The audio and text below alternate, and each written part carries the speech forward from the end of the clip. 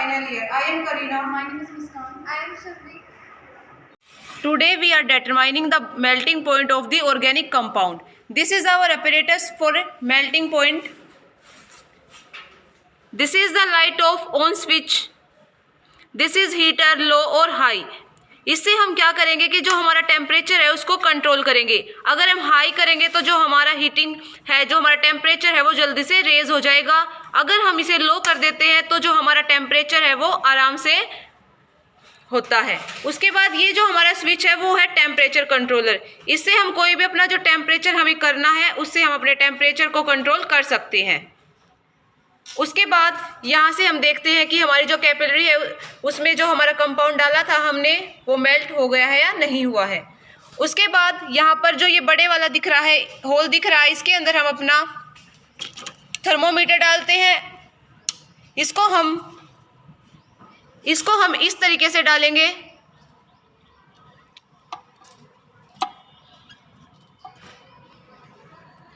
उसके बाद जो हमारे ये छोटे होल्स दिख रहे हैं इसके अंदर हम अपनी कैपिलरी डालते हैं. और याद रखिए कि जो हम अपनी कैपिलरी डालते हैं उसको एक साइड से ब्लॉक किया जाता है. ये हमारा ऑर्गेनिक कंपाउंड है. इसका हम मेल्टिंग पॉइंट नोट करेंगे. ये हमारा कैपिलरी ट्यूब, ये एक साइड से ब्लॉक है, ये एक साइड से ओपन है. अब हम कैपिलरी के अंदर अपने कंपाउंड को फिल करेंगे. फिल करने के लिए हम सबसे पहले इसको डाउनवर्ड से इसमें फिल करेंगे जहाँ से पोर्स ओपन है इसका.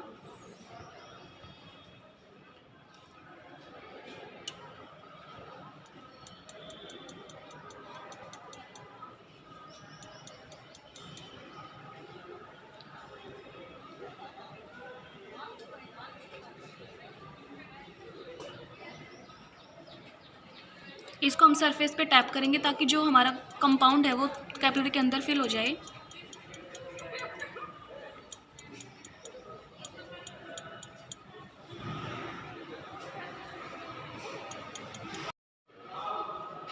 ये जो हमारा स्विच है इसे ऑन करने के बाद हमारे यहाँ पे लाइट दिखेगी जिसके अंदर हम अपनी कैपिलरी को डालेंगे. उसके बाद सबसे पहले जो हमारा प्रोसीजर है वो है थर्मोमीटर को इसके अंदर लगाना.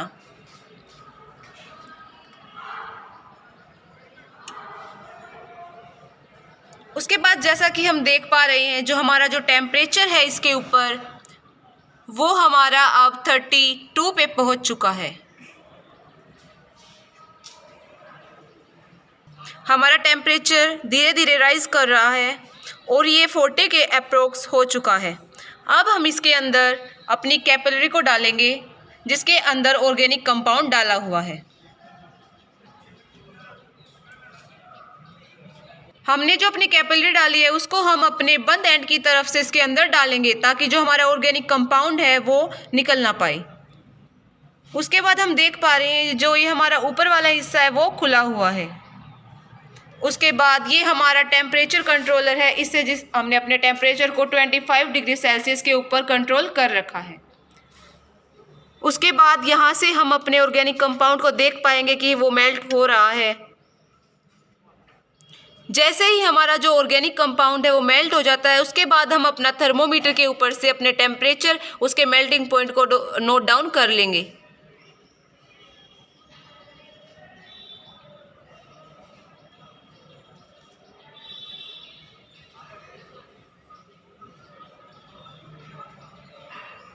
ये जो हमारा स्विच है इससे हमने अपने टेम्परेचर को हाई कर लिया है.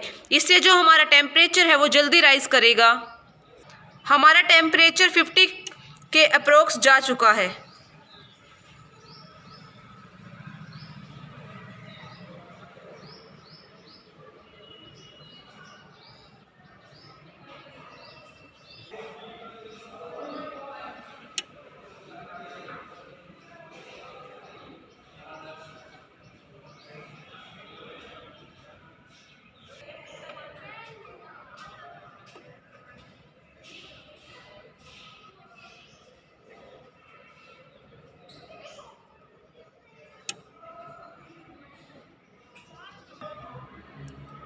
जैसा कि अब हम देख पा रहे हैं कि हमारा जो टेम्परेचर है वो 100 डिग्री सेल्सियस हो चुका है।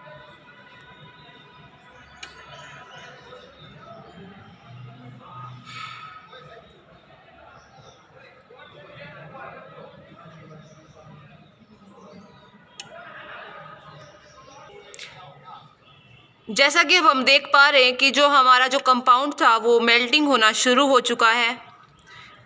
जब ये कम्प्लीटली मेल्ट हो जाएगा तो हम इसका जो है मेल्टिंग पॉइंट नोट कर लेंगे।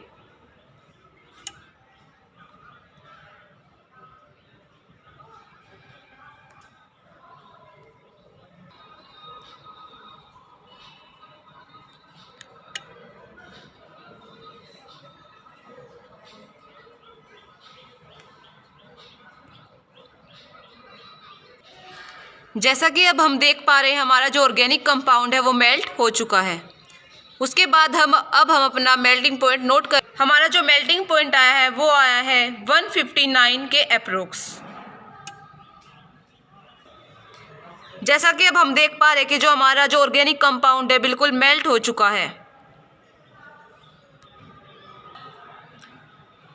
अब हमने कैपिलरीज को बाहर निकाल लिया है और अपना मेल्टिंग पॉइंट हम नोट कर चुके हैं।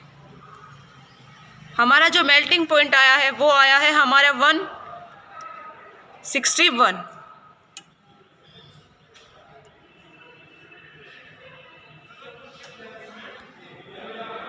सबसे पहले कि हम जो मेल्टिंग पॉइंट है वो निकाल ही क्यों रहे हैं, इसका जो हमारा जो मेन इसका पर्पज़ है वो है कि हम किसी भी कंपाउंड की प्योरिटी को चेक कर सकते हैं और हम किसी भी कंपाउंड का पता लगा सकते हैं कि हमारा जो ऑर्गेनिक कंपाउंड है वो कौन सा है। इसका मेल्टिंग पॉइंट नोट डाउन करके हमें पता चला है कि जो हमारा जो ये हमने ऑर्गेनिक कंपाउंड वो हमारा बेंज एनिलाइड है। इसी प्रोसीजर को फॉलो करके हम अपना मेल्टिंग पॉइंट निकाल सकते हैं, चाहे वो कोई भी इनऑर्गेनिक या ऑर्गेनिक कंपाउंड हो। और हम क्यों मेल्टिंग पॉइंट चेक करते हैं? क्योंकि इसके स्टोरेज और ट्रांसपोर्टेशन कि हम ऑर्गेनिक कंपाउंड को कौन से कितने टेम्परेचर के ऊपर स्टोर कर सकते हैं और उसका ट्रांसपोर्टेशन कर सकते हैं। Thank you.